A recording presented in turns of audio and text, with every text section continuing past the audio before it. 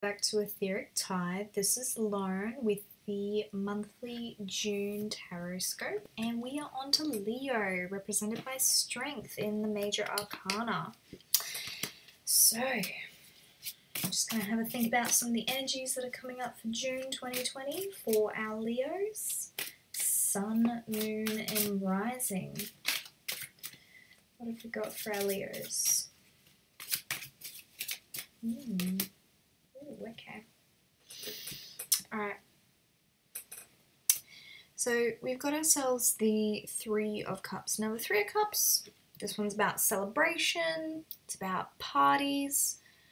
I think, considering the last few months, we haven't been able to gather, we haven't allowed to drink and be merry, and I think that for Leos this has been pretty hard. Like it's been a pretty hard time for you guys, being socially cut off from your friends and family, and I think that you're a super strong and independent, and I think that a lot of the times people feel like you're a leader and that you don't struggle with being alone.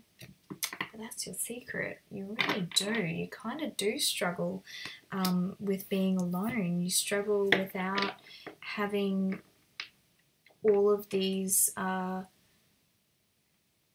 social relationships to sort of feed your energy. And I think with Leos, you generally have that kind of sanguine, extroverted personality. You love to control a room, you love conversation, and you love talking about things that have happened for you, and you're very verbal. And I think that you probably miss like that good back and forth from a lot of people. So I think that, yeah, for you, my Leos, you've been feeling a little bit down, a little bit isolated, and kind of self-reflective. You know, you feel like, maybe you feel like a few things have fallen apart for you. Yeah. Alright.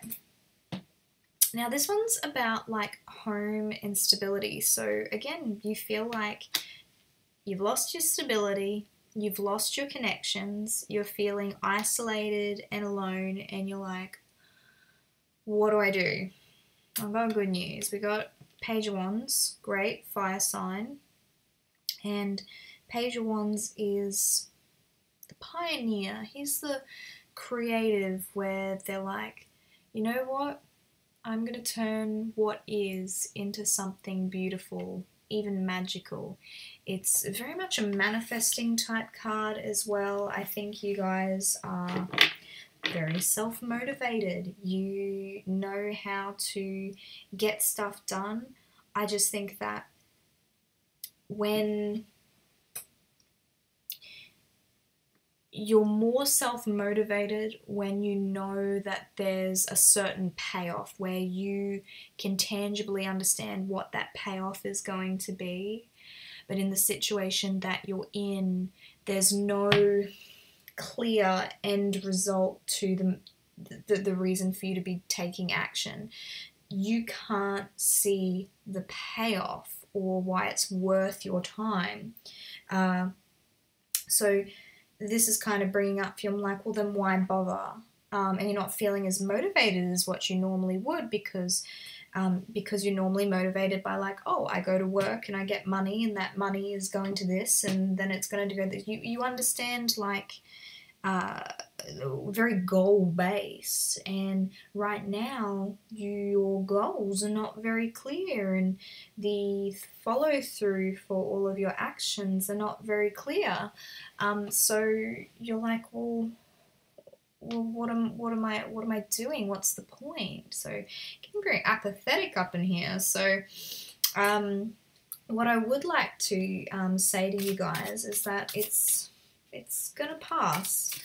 It's something that maybe you personally had to go through, because I think that up until now maybe you relied too heavily upon some external factors in order to reflect back to you how successful or how well you're doing, that you needed other people or a situation in order to reassure you that you're valuable and you're doing a good job and you're achieving things, whereas now that's not there anymore. So now you kind of have to find that, inner validation, which difficult, I know, to have to rely solely upon yourself for your own personal validation, to start having these personal achievements in your day. Like, let's say you got up and you achieved something amazing, but there was nobody there to share it with, or there's nobody there to see that you had achieved it. And I mean, it is nice to share the achievements that you have, and to get that praise.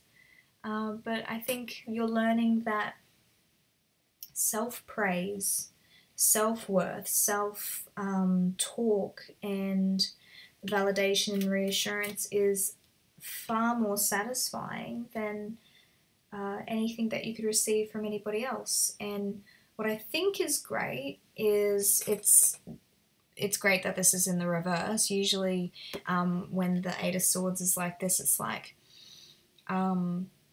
we're surrounding ourselves by things that are keeping us trapped, but we don't realize that all we have to do is walk out of it, like that.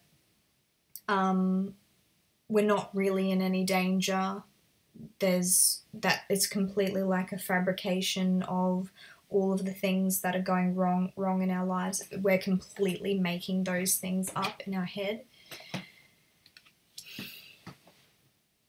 I think that the Eight of Swords is telling you that a lot of the things that are keeping you stuck are in your own head.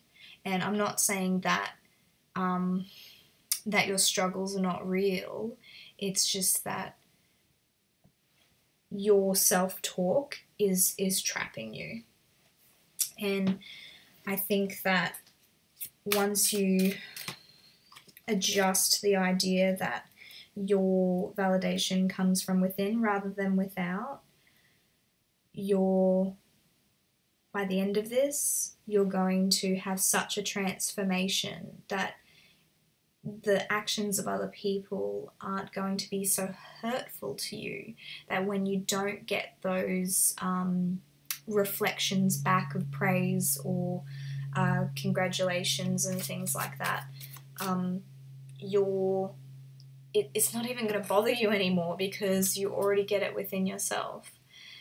So that's it for June for Leo. If you would like any personal readings, look down in the information below. Otherwise, like, comment, subscribe, and enjoy your June. Bye, guys.